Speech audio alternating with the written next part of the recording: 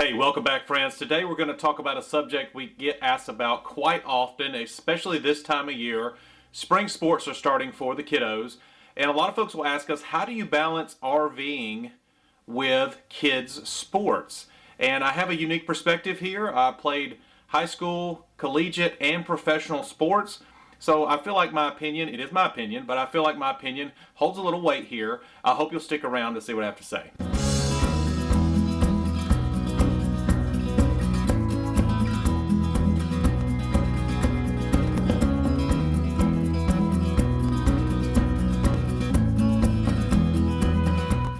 Okay, friends, a little bit about our story. A lot of you that subscribe know this, but a lot of you aren't subscribed. We are just weekend RVers.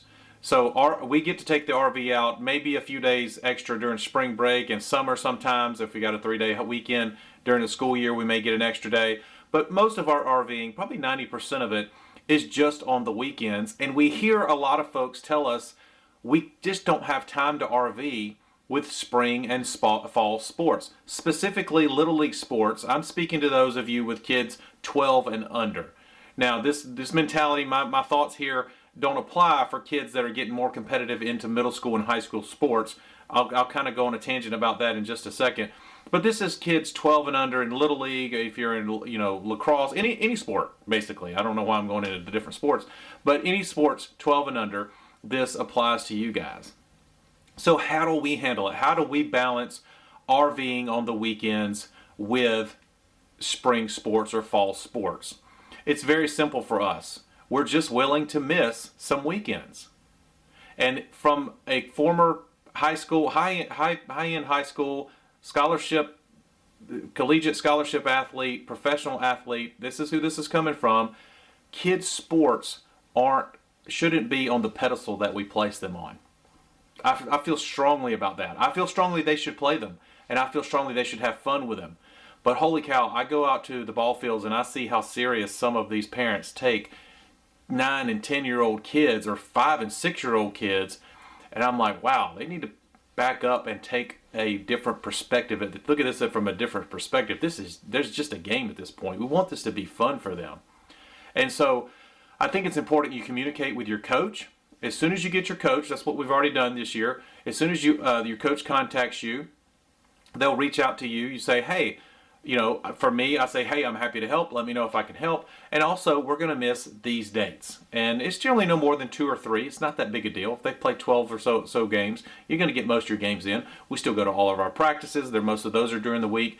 But yeah, we're going to miss a couple weekends. Those weekends, that family time is that valuable to us. It's not more valuable than a couple of hours at the ball field on a Saturday. It's just not.